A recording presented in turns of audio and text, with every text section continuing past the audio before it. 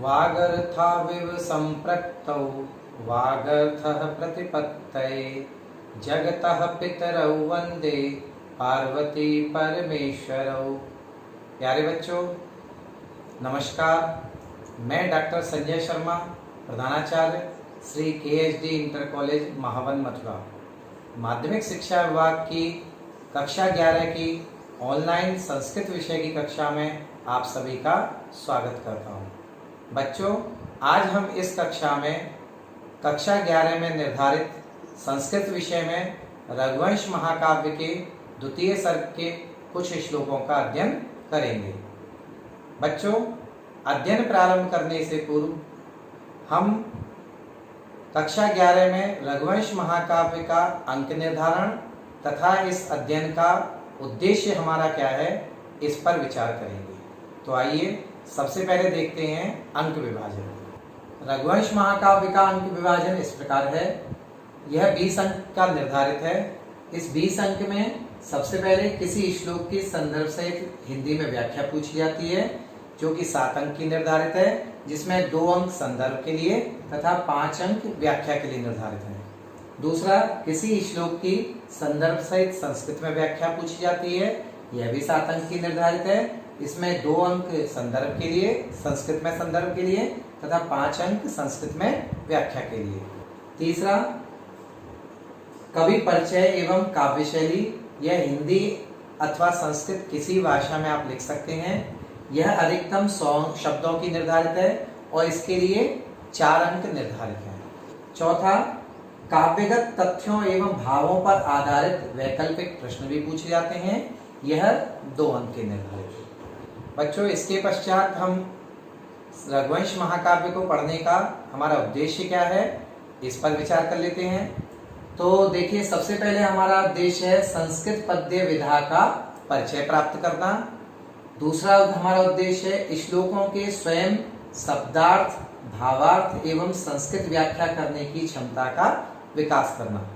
तीसरा हमारा उद्देश्य है श्लोकों के सस्वर वाचन के द्वारा संस्कृत अध्ययन के प्रति रुचि उत्पन्न करना। और चौथा हमारा उद्देश्य इसका भावी परीक्षा में अंक विभाजन के आधार पर तैयारी करने में सहायता प्रदान करना, जो कि हमारा सबसे महत्वपूर्ण उद्देश्य है। बच्चों, यहाँ संक्षेप में हम रघुवंश महाकाव्य के विषय में भी थोड़ा जान लेते हैं। रघुवंश महाकाव्य का मूल आधार या उपजीव्य ग्रंथ वाल्मीकि रामायण है। इसमें 19 सर्ग हैं और जिनमें इक्ष्वाकु वंशीय राजा दिलीप के जन्म से लेकर अग्निवर्ण तक के राजाओं का वर्णन किया गया है। रघुवंश महाकाव्य के द्वितीय सर्ग, जो कि हमारे पाठ्यक्रम में निर्धारित है, इस द्वितीय सर्ग में 75 श्लोक हैं। इन 75 श्लोक में से हमारे पाठ्यक्रम यानी कक्षा 11 के पाठ्यक्रम में 1 से लेकर 40 श्लोक तक है तथा 41 से लेकर 75 श्लोक तक कक्षा 12 के पाठ्यक्रम में है। कक्षा 11 के पाठ्यक्रम में 1 से लेकर 5 श्लोक तक हमने जो पढ़ा है, संक्षेप में उसको भी देख लेते हैं। सबसे पहले श्लोक में पुत्र प्राप्ति की कामना से गुरु वशिष्ठ की आज्ञा से रानी सुदक्षिणा का नंदिनी गाय की पूजा करना तथा राजा दिलीप का उसकी सेवा के निमित्त नंदिनी गाय को वन में छोड़े जाने का वर्णन है। दूसरे श्लोक में नंदिनी गाय के मार्ग का अनुसरण करती हुई रानी सुदक्षिणा का वर्णन है। तीसरे श्लोक में राजा दिलीप के द्वारा रानी सुदक्षिणा को आश्रम में वापस लौटा देने का वर्णन है। चौथे श्लोक में राजा दिलीप के द्वारा सभी अनुचरों को भी वापस लौटा देने का वर्णन है। और 5वें श्लोक में राजा दिलीप के द्वारा नंदिनी गाय को स्वादिष्ट घास के कौर खिलाकर, उसको खुजलाकर, उसकी मक्खियां उड़ाकर तथा उसे स्वच्छंद विचरण करने देने का वर्णन किया गया है। बच्चों, अब हम इस कक्षा में श्लोक संख्या 6 से अपना अध्ययन प्रारंभ करते हैं। तो आइए प्रारंभ करते हैं। मेरे साथ साथ आप लोग भी इसका सस्वर वाचन करेंगे। स्थितामोच्चलितः प्रयातां निषेदुषीमासनबन्धधीरः जलाभिलाषी जलमाददानां छायेव तां भूपतिरन्यः अन्वगच्छत्। कालिदास ने इस श्लोक में बहुत ही अच्छा वर्णन किया है। राजा दिलीप के द्वारा नंदिनी गाय की सेवा की जा रही है और वो सेवा किस प्रकार से की जा रही है यहाँ पर कवि इसका उल्लेख करते हैं। तो देखिए, सेवा करते समय भूपति ही यानी राजा दिलीप जो है, ताम माने उस नंदिनी गाय के, स्थिताम स्थित होने पर यानी चलते चलते रुक जाने पर, खड़े हो जाने पर, स्थितः वो राजा दिलीप जब नंदिनी गाय खड़ी हो जाती है तो राजा दिलीप भी खड़े हो जाते हैं। प्रयाताम उच्चलितः, प्रयाताम जब वो चलने लगती है खड़े होने के पश्चात तो उच्चलितः राजा दिलीप भी चलने लगता है।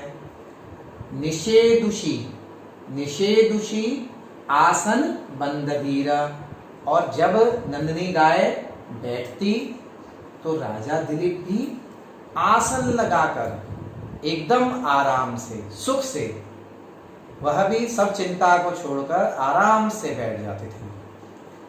और जलमाददानम, और जब नंदिनी गाय जल पीती तो जलाभिलाषी, उसी समय राजा दिलीप भी जल पीने की इच्छा करता था। तो इस प्रकार से छायेव, छायेव शब्द है यहाँ पे, छाया इव, यहाँ गुण संधि है, गुण संधि के कारण छाया इव, छाया के समान अन्वगच्छत, यानी ताम अन्वगच्छत, उस नंदिनी गाय के पीछे पीछे चला। जिस प्रकार से छाया हमारे पीछे पीछे चलती है, हम जो कार्य करते हैं वही कार्य छाया भी करती है, उसी प्रकार से राजा दिलीप ने भी उस नंदिनी गाय की सेवा के निमित्त छाया के समान उसका अनुकरण किया। यानी जिस प्रकार से छाया जो कार्य करती है वही कार्य राजा दिलीप ने किया। अभी हमने इस श्लोक की हिंदी में व्याख्या देखी, अब इस श्लोक की संस्कृत व्याख्या देखें। उससे पूर्व संस्कृत में हम संदर्भ किस प्रकार से लिखेंगे ये यहाँ पे देखेंगे, तथा प्रसंग किस प्रकार से हमें देना है ये भी यहाँ देखेंगे। तो देखिए, संदर्भ में हम लिखेंगे प्रस्तुतः श्लोकः महाकवि कालिदास विरचितस्य रघुवंश महाकाव्यस्य द्वितीय सर्गात् अवतरितः अस्ति। और प्रसंग अस्मिन् श्लोके दिलीपस्य गोसेवायाः वर्णनम अस्ति। बच्चों, इसके आगे जितने भी अब श्लोक पढ़ेंगे उन सभी श्लोकों में आपको इसी प्रकार से संदर्भ देना है और प्रसंग अवसर के अनुसार आप बदलकर लिख सकते हैं। चाहें तो आप सामान्य रूप से आज की इस कक्षा में सभी श्लोकों में यह प्रसंग भी दे सकते हैं। अब इस श्लोक की संस्कृत में व्याख्या किस प्रकार से हम देंगे ये देखते हैं। भूपति राजा दिलीपः स्थितां गतिहीनां सतीं स्थितः अवस्थितः सन् निषेदुषीं समुपविष्टां सतीं आसनबन्धधीरः उपवेशने स्थिरः भवन् जलं पानीयम् आददानां पिबन्तीं सतीं जलाभिलाषी जलं पिबन् सन् छाया प्रतिबिम्बम् इव यथा तां सुरभिपुत्रीं नंदिनीं अन्वगच्छत् अनुगमनम चकार। बच्चों, इस प्रकार से हमने ये संस्कृत व्याख्या देखी। अब आगे व्याकरणिक टिप्पणी देखेंगे, व्याकरणात्मक टिप्पणी देखेंगे। शब्दों की व्युत्पत्ति किस प्रकार से हुई है, शब्द किस प्रकार से उनमें समास है, संधि है, किस प्रकार से है, ये देखेंगे। बच्चों, अब व्याकरणात्मक टिप्पणी देखेंगे। इस श्लोक पर व्याकरणात्मक टिप्पणी किस प्रकार से बनेगी देखिए। प्रयाताम, प्रया, ये जो चिन्ह है ये धातु के लिए है। प्रया कर्त प्रत्यय, टाप प्रत्यय और द्वितीय व्यक्ति एक वचन में प्रयाताम बनता है। उच्चरितः, उत उपसर्ग, चल धातु कत प्रत्यय, प्रथमा व्यक्ति एक वचन में उच्चरितः बनता है। निषेदुषीं, नि सदृल लिट क्वसु हीप द्वितीय व्यक्ति एक वचन में निषेधुषीम बनता है। आसन बंध धीरः आस्यते अस्मिन् इति आसनम आसनस्य बंधः आसन बद्धः, ये षष्ठी तत्पुरुष समास पहले बनेगा। फिर आसन बंधे धीरः आसन बंध धीरः, ये सप्तमी तत्पुरुष समास बनके ये आसन बंध धीरः शब्द बनता है। आगे देखिए, आददानम आ दा लट शानच टाप, और द्वितीय व्यक्ति एक वचन में आददानाम बनेगा।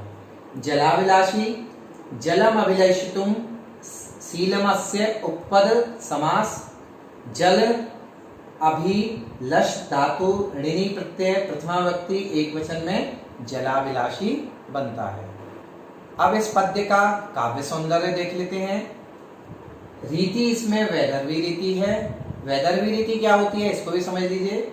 मधुर शब्द जिसमें हो, ललित रचना हो, समासों का सर्वथा अभाव, या तो समास हो ही नहीं, और यदि होते भी हैं तो छोटे समासयुक्त पदों का होना, ये वैदर्भी रीति के अंतर्गत आता है।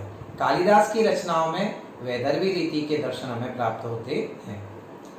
गुण मधुर, वैदर्भी रीति का गुण मधुर है, इसलिए यहाँ पर गुण मधुर होगा। छंद यहाँ पर उपजाति है। अलंकार इसमें छायेव पद से गहन सेवा वृत्ति की छाया रूप संभावना वाच्य होने के कारण वाच्योत्प्रेक्षा अलंकार यहाँ पर दिखाई देता है। तो ये बच्चों इस प्रकार से हमने काव्य सौंदर्य किया और ये श्लोक इस प्रकार से पूर्ण हुआ। अब एक अगला श्लोक देखते हैं। इस श्लोक में राजा की तत्कालीन शोभा का वर्णन किया गया है। तो पहले आरंभ करने से पूर्व इसका सस्वर वाचन करेंगे। मेरे साथ आप लोग भी सस्वर वाचन करें। तो आइए देखते हैं। सन्यस्त चिह्नामपि राजलक्ष्मीं तेजो विशेषानुमितां दधानः आसीदनाविष्कृतदान राजी रन्तर्मदावस्थद्वपेन्द्रः। बहुत ही अच्छा श्लोक है ये भी। देखिए, न्यस्त चिह्नामपि, यानी राजा वन में आया है, नंदिनी गाय की सेवा के निमित्त आया है, तो सेवा के निमित्त उसको राजसी चिन्हों की आवश्यकता नहीं है। राजसी चिन्ह क्या होते हैं? छत्र होता है, चवर होता है, इस तरह से राजसी और भी जो चिन्ह होते हैं, उन सभी राजसी चिन्हों का राजा ने वन में नंदिनी गाय की सेवा के निमित्त इन सब का त्याग कर दिया है। तो न्यस्त चिन्हामपि, उसने अपने चिन्ह राजसी चिन्ह त्याग दिए हैं। और तेजो विशेषानुमिताम राजलक्ष्मी, लेकिन राजसी चिन्हों को त्यागने के बाद भी उसका जो तेज है वो तेज छुप नहीं रहा है, वो तेज प्रकट हो रहा है। उसके तेज से लोग ये अनुमान ले रहे हैं कि ये राजा की है। इस प्रकार से राजलक्ष्मी दधानः, माने राजलक्ष्मी को धारण करते हुए सह, माने वह राजा दिलीप, अनाविष्कृत दान राजी। अनाविष्कृत दान राजी, इसका अर्थ क्या है? देखिए, हाथी जो होता है उस हाथी के कान से एक मद बहता है, और जिस मद के कारण वह हाथी जवान है, युवा है, इस बात का अंदाजा लगाया जाता है और उसके बल का अनुमान लगाया जाता है। तो यहाँ पर अब वह राजा इस प्रकार से लग रहा है कि जिस हाथी की मद की रेखा अभी प्रकट नहीं हुई है, वह मद की रेखा अभी अंदर ही विद्यमान है, यानी जवान वो हाथी है लेकिन अभी मद की रेखा उसकी प्रकट नहीं हुई है। इस प्रकार से अनाविष्कृत दान राजी, माने उस द्विपेंद्र की, उस गजराज की मद की रेखा प्रकट नहीं हुई है। इस अंतर मदावस्था इव, यानी उसकी मद की रेखा अभी अंदर ही विद्यमान है। उस द्विपेंद्र इव आसीत, उस गजराज के समान, उस हाथी के समान वह राजा था। ये यहाँ पर ये कहने का भाव है। यानी वह राजा दिलीप उस प्रकार से लग रहा था जिस प्रकार से कोई गजराज हो, कोई हाथी हो, और वह हाथी जिसकी मध की रेखा अभी प्रकट नहीं हुई है, उस हाथी के समान वह राजा दिलीप लग रहा है।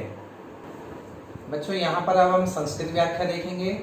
इसका संदर्भ मैंने पूर्व में ही बताया था, उसी प्रकार से आपको सभी श्लोकों में जो मैं पढ़ाऊंगा उन सभी श्लोकों में आपको संदर्भ उसी प्रकार से रखना है, और प्रसंग आप प्रकरण के अनुसार इसमें लिख सकते हैं। तो आइए देखते हैं संस्कृत व्याख्या। न्यस्त चिन्हाम परित्यक्त मुकुटादि लक्षणाम तेजो विशेषानुमिताम कांति विशिष्ट परामृष्टाम राजलक्ष्मीम नृपति श्रियम दधानः यानी धारयन् सह राजा दिलीपः अनाविष्कृत दान राजी अप्रकटित मद जल धारः अतः अंतर्मदावस्थः अंतर्निहित मदयुक्तः द्विपेन्द्रः गजराजः इव यथा आसीत अभवत्। ये हमने संस्कृत व्याख्या यहाँ पर देखी। अब इस श्लोक पर व्याकरणात्मक टिप्पणी किस प्रकार से बनेगी वो देखते हैं। न्यस्त चिन्हाम, न्यस्तानि चिन्हानि यस्याह सा न्यस्त चिन्हा, बहुब्रीहि समास बनेगा पहले, और फिर ताम, यहाँ पे चिन्हा में ना द्वितीय व्यक्ति है इसलिए ताम। तेजो विशेषानुमिताम, तेजसः तेजसाम वा, कोई सा भी रख सकते हैं। विशेषः तेजो विशेषः, सबसे पहले षष्ठी तत्पुरुष समास बनेगा इसमें। फिर तेजो विशेषेण अनुमिताम, तेजो विशेषानुमिताम, फिर तृतीया तत्पुरुष समास बनेगा, और उसके पश्चात इसमें विभक्ति लग के ताम, ये बना। राजलक्ष्मी, राज्ञः लक्ष्मी, राजलक्ष्मी, सीधा सीधा षष्ठी तत्पुरुष समास है, और फिर उसमें द्वितीय व्यक्ति लग के ताम। दधाना, धा धातु, लट लकार सानस प्रत्यय, प्रथमा व्यक्ति एक वचन में दधाना बनता है। अनाविष्कृत दान राजी, न आविष्कृतः अनाविष्कृतः, नियम तत्पुरुष समास बनेगा यहाँ पे। फिर अनाविष्कृता दान राजी येन, यस्यावा कोई सा भी रख सकते हैं। सह अनाविष्कृत दान राजी, फिर बहुब्रीहि समास बनेगा इसमें। उसके पश्चात प्रथमा व्यक्ति एक वचन में अनाविष्कृत दान राजी शब्द बनता है। इसके पश्चात अंतर मदावस्थः, मदस्य मद जलागमनस्य, अवस्था मदावस्था, षष्ठी तत्पुरुष समास बना। फिर अंतर्गता मदावस्था यस्य स अंतर मदावस्था, बहुब्रीहि समास बना।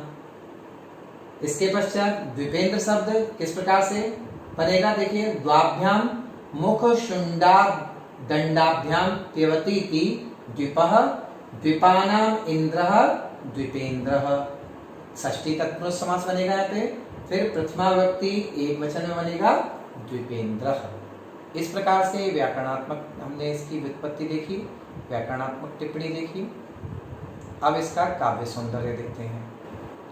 काव्य सौंदर्य में रीति वही वैदर्भी, गुण माधुर्य, छंद उपजाति, अलंकार इसमें राजा दिलीप का साम्य अंतर मदवस्थित गजराज से दिखाने से पूर्णोपमा अलंकार यहाँ पर स्पष्ट है। आइए अब 8वां नंबर श्लोक देखते हैं। इस श्लोक में राजा दिलीप का चित्रण किया गया है कि उस राजा दिलीप के वन में पहुंचने पर क्या क्या वन में प्रभाव पड़ा है। देखिए, लता प्रतानोद्ग्रथितैः सकेशैः रथेज्य धन्वा विचचार दावम् रक्षापदेशान्मुनिहोमधेनो वन्यान् विनेष्यन्निव दुष्टसत्त्वान्। कितना अच्छा कवि कालिदास ने यहाँ पे वर्णन किया है कि लता प्रतानोद्ग्रथितैः, देखिए जंगल है, वन है, वन में राजा भ्रमण कर रहा है, नंदिनी निकाय के साथ, तो यहाँ पर राजसी साधन तो है नहीं है, तो इसलिए जंगल में जो चीज़ मिल रही है उन्हीं का उपयोग करके कार्य चलाना है अपना। तो जंगल में लता जो होती हैं उन लताओं के तंतुओं से ग्रथित माने बांधे गए, लताओं के टेढ़े मेढ़े तंतुओं से ग्रथित माने बांधे गए केशई माने बालों से। सह वह राजा दिलीप अधिज्य धनवा, अधिज्य धनवा माने धनुष पर प्रत्यंचा चढ़ाए हुए, धनुष धारण किए हुए। मुनि होम धेनु, मुनि होम धेनु मुनि वशिष्ठ के यज्ञ की जो गाय है नंदिनी गाय, उसकी रक्षापदेशात, उस मुनि वशिष्ठ की गाय नंदिनी गाय के रक्षा के अपदेशात माने उसके व्याज से, यानी उसके बहाने से, उसके बहाने से दुष्ट सत्वान, वन्यान दुष्ट सत्वान, दुष्ट सत्वान कौन से हैं? वन्यान, वन के जो दुष्ट जीव हैं जैसे सिंह इत्यादि जो हिंसक जीव हैं, उन हिंसक जीवों को विनिश्यनिव, उन हिंसक जीवों को मानो शिक्षा देने के लिए, शिक्षा क्या दे रहा है राजा कि अब मैं वन में आ चुका हूं, इसलिए कोई भी शैतानी कोई बदमाशी आप लोगों की नहीं चलेगी यहाँ पर, क्योंकि अब मैं वन में और मेरे हाथ में धनुष विद्यमान है। यानी अगर कोई भी जरा भी बदमाशी करेगा तो उसको सबक सिखाया जाएगा, दंड दिया जाएगा।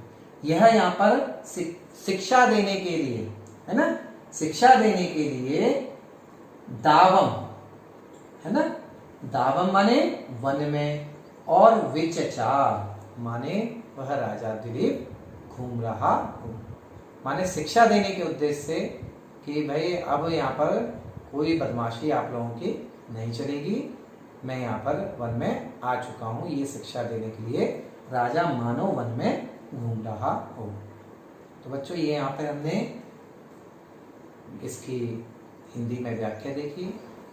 इस श्लोक की संस्कृत व्याख्या किस प्रकार से होगी ये देखिए, लता प्रतानोद्ग्रथितै, इसका अर्थ है वल्ली तंतु भी बद्धै केशै कचै शोभिता अधिज्य धन्वा आरोपित जय चापः सह राजा दिलीपः मुनि होमधेनो महर्षि वशिष्ठ यज्ञ गोह रक्षापदेशात रक्षण गोरक्षण व्याजात वन्यान वन्ये भवान दुष्ट सत्वान सिंहादि क्रूर जंतुम विनेश्यनिव शिक्षिष्यन इव दावम इत्युक्ते वनम विचचार भ्रमणम चकार। ये यहाँ पर हमने संस्कृत व्याख्या देखी। अब इस पर व्याकरणात्मक टिप्पणी देखते हैं, वो किस प्रकार बनेगी। इस श्लोक पर व्याकरणात्मक टिप्पणी इस प्रकार से रहेगी, लता प्रतानोद्ग्रथितै, लतानां प्रतानः, लता प्रताना, सबसे पहले षष्ठी तत्पुरुष समास बनेगा, फिर तै उद्ग्रथिता, लता प्रतानोद्ग्रथितः, फिर तृतीया तत्पुरुष समास बना तै, और फिर उसके पश्चात तै। अधिज्य धन्वा, ज्याम अधिगतम अधिज्यम, अव्ययभाव समास बना, फिर आधिज्यम धनु यस्यासौ अधिज्य धन्वा, बहुब्रीहि समास बना। उसमें फिर प्रथमा व्यक्ति एक वचन में धनुष्च से अनंग प्रत्यय होकर अधिज्य धन्वा शब्द बनता है। मुनि होमधेनु, होमस्य धेनु, होमधेनु, सबसे पहले होमधेनु शब्द बनेगा षष्ठी तत्पुरुष समास से, फिर मुनेः होमधेनु, मुनि होमधेनु, षष्ठी तत्पुरुष समास बना। होमाय धेनुरिति चतुर्थी समासे यूपदारु इति प्रकृति विकृति भावाभावात् अतः अश्वघासादिवत् समासः तस्याः मुनि होम धेनुः, इस प्रकार से मुनि होम धेनु शब्द की व्युत्पत्ति हुई। रक्षापदेशात्, रक्षायाः अपदेशः इत्युक्ते व्याजः, रक्षापदेशः षष्ठी तत्पुरुष समास बना, तस्मात् रक्षापदेशात्। विनेशियन वी उपसर्ग से नी धातु से वी उपसर्ग लगा, फिर लिट लकार में क्षत्रिय प्रत्यय लगकर प्रथमा व्यक्ति एकवचन में विनेशियन शब्द बनता है। विचचार वी उपसर्ग पूर्वक चर धातु से परोक्षे लिट प्रथम पुरुष एकवचन में परस्मय पद में विचचार शब्द बनता है। अब इस श्लोक पर काव्य सौंदर्य किस प्रकार से बनेगा? रीति इसमें वही वैदर्भी, गुण मधुरी रहेगा, छंद उपजाति है, अलंकार विनेशियन इव में इव संभावना परक है तथा क्रिया से संबंधित है, अतः वाच्य क्रियोत्प्रेक्षा अलंकार यहाँ पर है। बच्चों, अध्ययन तभी सफल है जब उसका मूल्यांकन हो, और मूल्यांकन में जो आपने सीखा है वह सीखने के बाद उसके उत्तर दे सकें तो अध्ययन सफल माना जाता है। तो इस प्रकार से मैं आपको आज के जो श्लोक पढ़े हैं, इन श्लोकों पर आधारित कुछ प्रश्न दे रहा हूँ, वस्तुनिष्ठ प्रश्न हैं। इनके उत्तर अगर आप दे सकेंगे तो इसका अर्थ होगा आपने आज का अध्ययन ध्यान से पढ़ा है। तो देखिए, सबसे पहला जो बहुविकल्पीय प्रश्न है, नंदिनी कस्य धेनु आसीत। इसके 4 विकल्प हैं, उन 4 विकल्पों में से जो उचित विकल्प हो उसको लिखिए आप। दिलीपस्य पत्न्याः नाम किम आसीत। इनमें भी 4 विकल्प हैं, 4 विकल्पों में से जो सही हो उस सही विकल्प को लिखें। तीसरा प्रश्न है, दिलीपः नंदिनीं कथम अन्वगच्छत। इसमें भी 4 विकल्प हैं, इन चारों में से जो उचित हो उसको आप लिखें। बच्चों, अध्ययन समाप्त करने से पूर्व मैं आपको पुनः स्मरण कराना चाहता हूँ कि हमारा उद्देश्य इस रघुवंश महाकाव्य को पढ़ने का, संस्कृत पद्य साहित्य को जानने का तो है ही, उसके साथ साथ सस्वर वाचन के द्वारा संस्कृत साहित्य पढ़ने में रुचि उत्पन्न करना है, और इसके साथ साथ सबसे महत्वपूर्ण हमारा उद्देश्य आगामी परीक्षा जो आपकी आने वाली है, उस परीक्षा में अंक विभाजन के आधार पर आप किस प्रकार से तैयारी कर सकते हैं, इसके बारे में आपको विस्तृत रूप से बताना हमारा मुख्य उद्देश्य यह भी है। इस प्रकार से बच्चों, यहाँ यह अध्ययन समाप्त होता है। आगामी अध्ययन जब तक आए तब तक के लिए सभी को नमस्कार।